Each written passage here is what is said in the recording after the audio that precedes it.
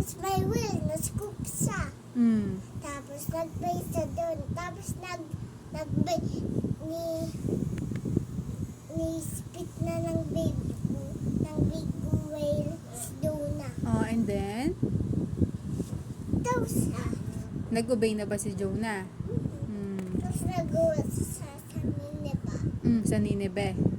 Anong pinag-pray ni Jonah? Nag-ask po siya ng forgiveness kay God. Tapos ni-save na si Jonah. Sinave niya si Jonah. How many days si Jonah sa tummy ng big fish? 3 days. Tapos nag-bait ng big whale.